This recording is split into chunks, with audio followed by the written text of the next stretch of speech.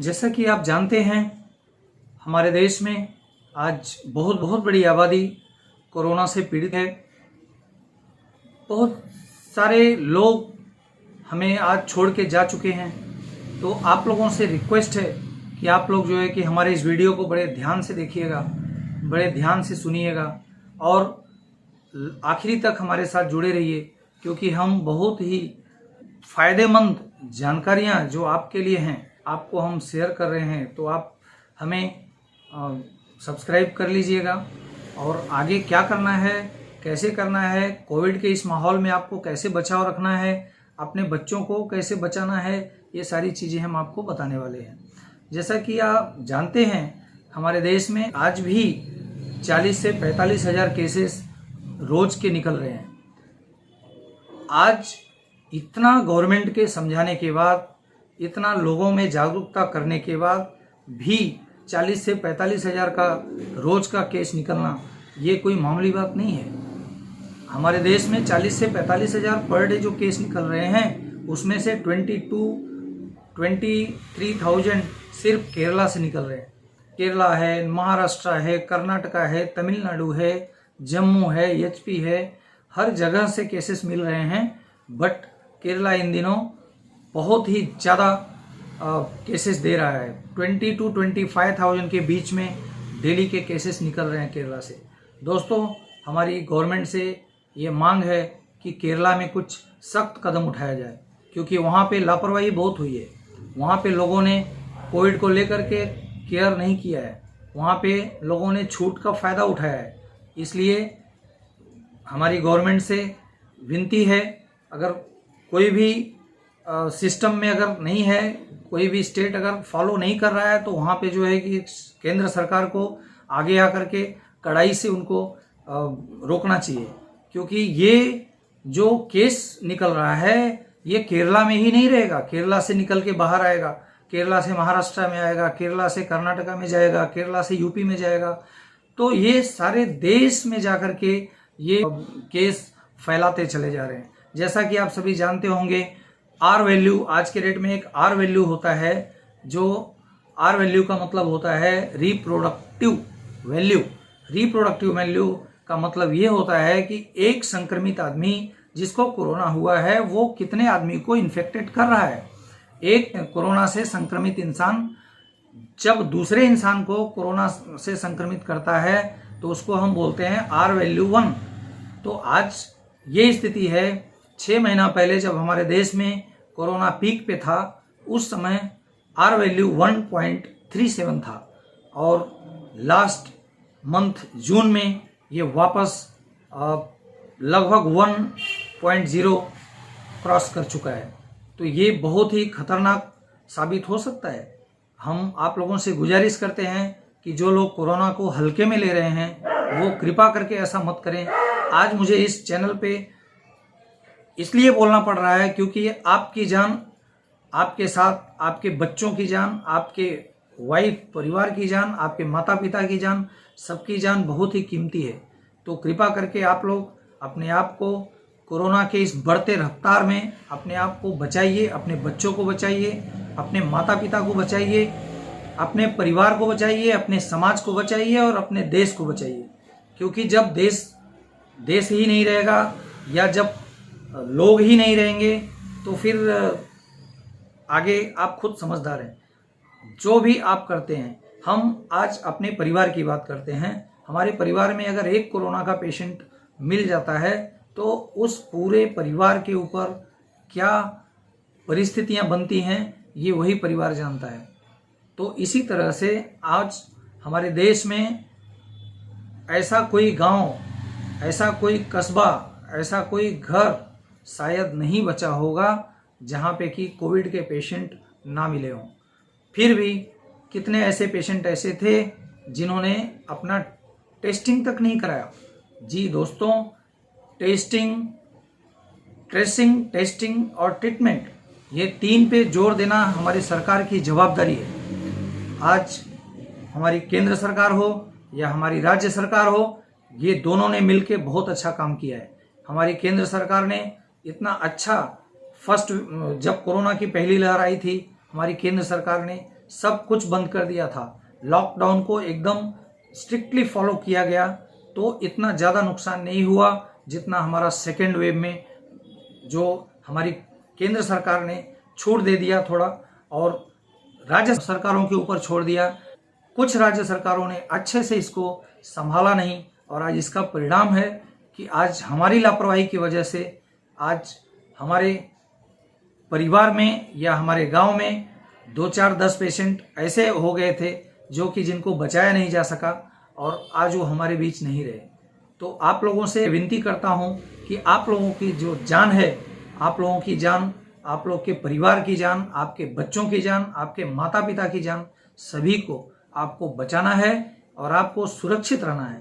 तो हम आपको कुछ आज टिप्स देंगे जो कि आप अपने लाइफ में, अपने लाइफस्टाइल में अपनाइए और अपने खान पान में उसको रखिए और उसके बाद आप देखिए कि आप कितने हद तक इस कोरोना की तीसरी आने वाली लहर से, जो कि हमारे वैज्ञानिकों के, हमारे रिसर्चर्स के थ्रू हमें जानकारी मिली है कि अक्टूबर के फर्स्ट वीक में कोरोना की थर्ड वेव, तीसरी लहर इंडिया में आने वाली है।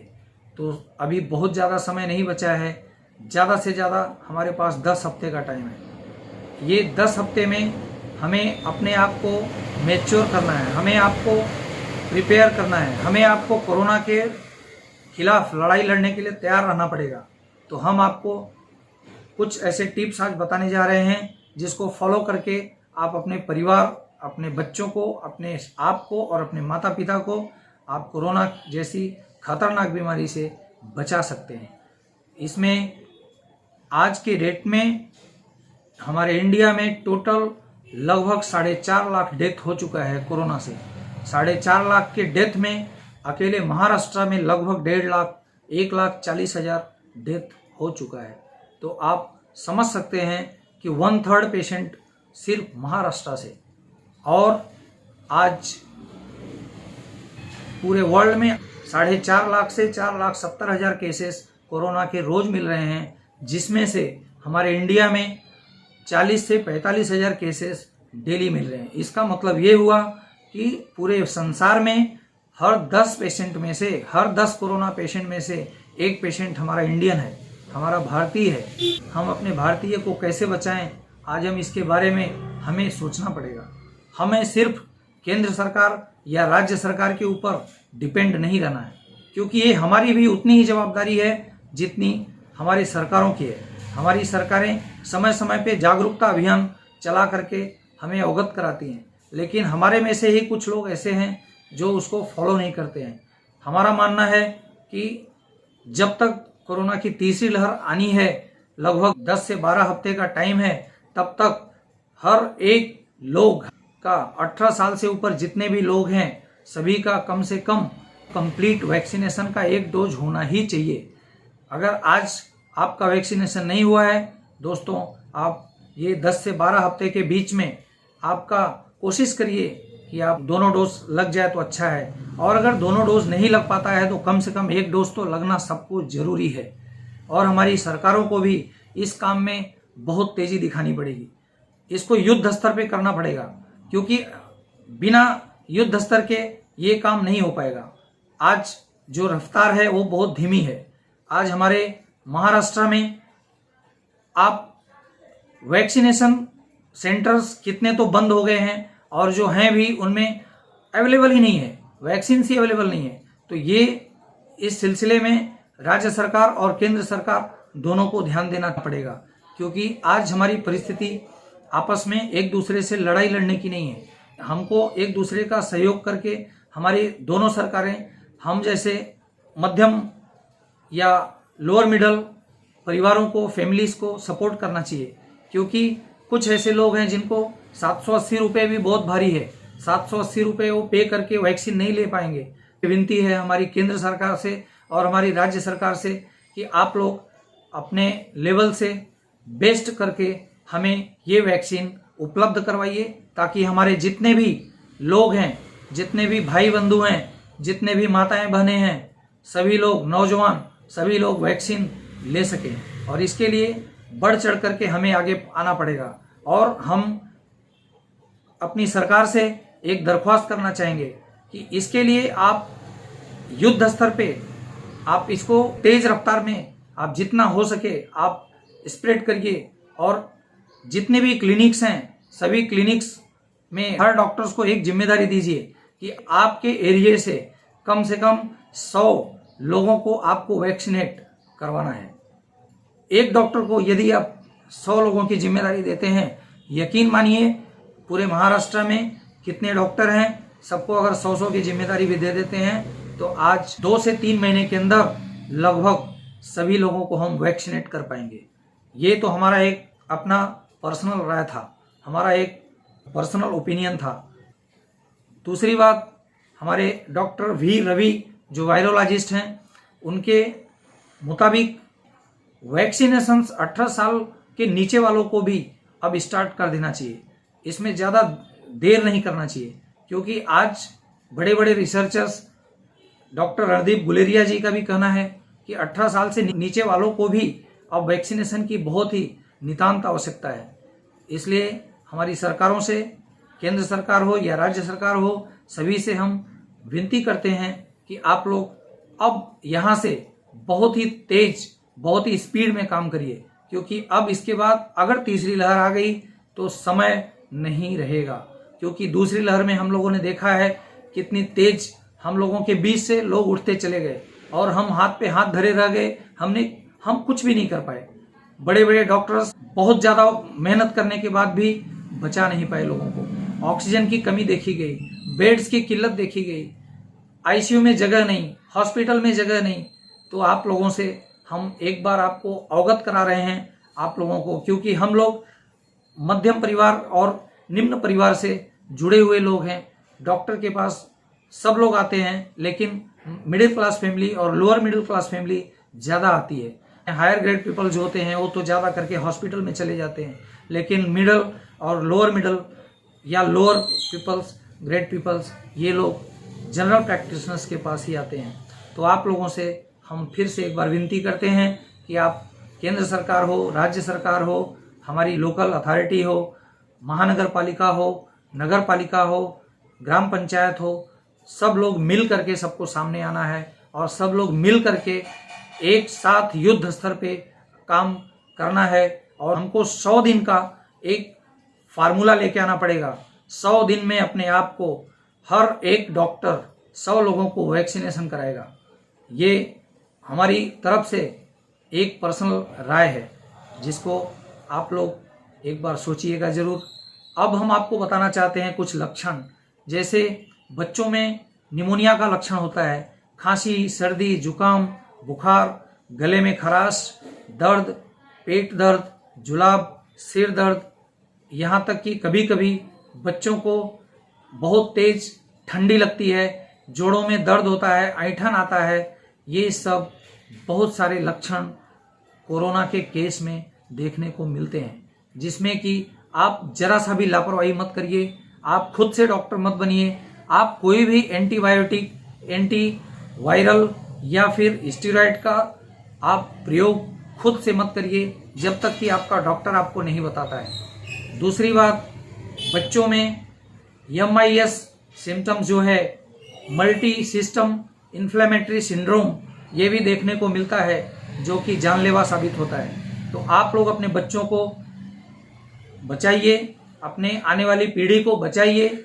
हम ये कहना चाहते हैं कि आप बच्चों को अपने विशेष ध्यान दीजिए, क्योंकि अगर बच्चे इन्फेक्टेड हो गए, अगर बच्चे संक्रमित हो गए तो इनको हॉस्पिटल में ले जाना बहुत बड़ी चुनौती होगी, क्योंकि बच्चों का वार्ड बहुत कम होता है। आज के दौर में बच्चों का वार्ड छोटी मोटी सिटी में बहुत कम होता है। महानगरों में तो आज बहुत सारी सुविधाएं हो गई हैं, लेकिन छोटे मोटे टाउन्स में, छोटे मोटे गांव में, छोटे मोटे सिटीज़ में ये बच्चों का वार्ड्स, जिसको पीडियाट्रिक्स वार्ड बोला जाता है, इसमें ICU की व्यवस्था बहुत कम होती है। और यहाँ तक कि कुछ छोटे बच्चों में इम्यूनिटी पावर का भी प्रॉब्लम होता है। इम्यूनिटी उनका डिप्रेस हो जाता है, वो बहुत जल्दी इन्फेक्टेड हो जाते हैं, बहुत जल्दी बीमार हो जाते हैं, उनका बुखार नहीं ठीक होता है, उनकी खांसी नहीं ठीक होती है। तो उनका आप अपने लेवल से खुद से ट्रीटमेंट मत करिए। उनको कोई भी एंटीबायोटिक, कोई भी एंटीवायरल, कोई भी स्टेरॉयड ड्रग्स नहीं देना है बिना किसी डॉक्टर के परमिशन के। डॉक्टर अगर कुछ लिख के देता है तो आप दीजिए उसको। अब यहाँ हमें ये देखना है कि क्या खाना चाहिए और क्या नहीं खाना चाहिए। आज के दौर में हम सबसे बड़ी उपलब्धि अपनी ये मानते हैं कि हमारे इंडिया में ज़्यादा करके लोग वेजिटेरियंस हैं, यानी शुद्ध शाकाहारी हैं। शुद्ध शाकाहारी हैं, उसमें जो चीज़ें हैं, खाने वाली जो चीज़ें हैं, उसमें इम्यूनिटी बूस्ट होती है। जैसे सीजनल फ्रूट है, सीजनल फ्रूट आपका जैसे कि मौसम्बी हो गया, संतरा हो गया, खट्टे फल कोई भी हो गए, उसमें आपको विटामिन सी प्रचुर मात्रा में मिलता है। आंवला में विटामिन सी बहुत ही ज़्यादा मिलता है। आंवला एक बहुत ही अच्छी मेडिसिन, बेस्ट मेडिसिन है आयुर्वेद की, जिसको अगर एक सुबह और एक शाम को अगर आंवला कोई खाता है तो उसकी इम्यूनिटी पावर स्वतः ही बिल्डअप होने लगती है, बनने लगती है। और विटामिन सी टैबलेट्स भी आते हैं, बट हम नेचुरल की बातें करते हैं। अगर नेचुरल आप आंवला खाते हो, एक आंवला सुबह एक आंवला शाम को, तो आपका नेचुरल तरीके से आपका इम्यूनिटी लेवल बढ़ेगा। यदि आप कच्चा आंवला नहीं खाना पसंद करते हैं तो आंवले का चूर्ण मिलता है मार्केट में, आंवले का काढ़ा मिलता है, आंवले का जूस मिलता है। आप किसी भी विधि से तैयार हुआ आप आंवले का जूस भी ले सकते हैं। आप अपने उम्र के हिसाब से, अगर 12 साल से कम अवस्था है तो 10 ml लेना है, 12 साल से ऊपर है तो 20 ml लेना है सुबह और शाम। यदि 5 साल से कम की उम्र है तो 5 ml ही लेना है सुबह शाम। और यदि 2 साल से कम उम्र है तो आपको आंवले का जूस नहीं पीना है। आप अपने आप को सुरक्षित रखिए। हम आशा करते हैं कि आप लोगों को मेरा आज का वीडियो अच्छा लगा होगा। अब हम आपको कुछ ऐसी बातें बताने जा रहे हैं जो कि आयुर्वेद सिद्धांत के हिसाब से बहुत ही महत्वपूर्ण है। जैसे उचित खान पान, उचित दिनचर्या। आपका दिनचर्या अच्छा होना चाहिए, आपका खान पान अच्छा होना चाहिए, आपके खाने में हेल्दी वेल न्यूट्रिशनल डाइट होना चाहिए, वेल बैलेंस डाइट होना चाहिए। आपके खाने में सीजनल फ्रूट्स होने चाहिए, आपके खाने में ग्रीन लीव्स होनी चाहिए, वेजिटेबल्स होनी चाहिए, हरी पत्तेदार सब्जियां होनी चाहिए। ये सारी चीज़ें आपके डेली रूटीन में आपके होनी चाहिए।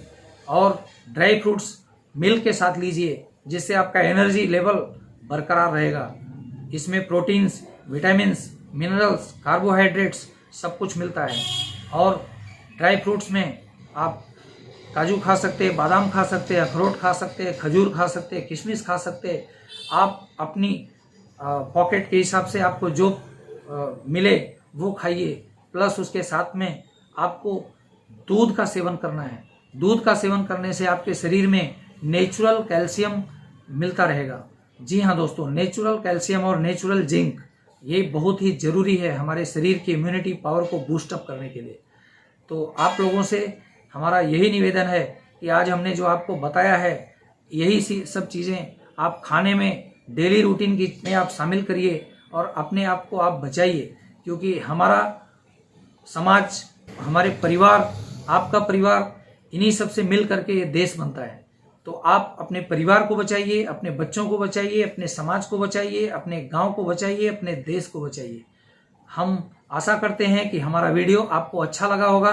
अगर अच्छा लगा होगा तो हमारा वीडियो प्लीज़ सब्सक्राइब कर लीजिए और शेयर करना ना भूलिएगा। डॉक्टर धर्मेंद्र तिवारी मुंबई से बात कर रहे हैं।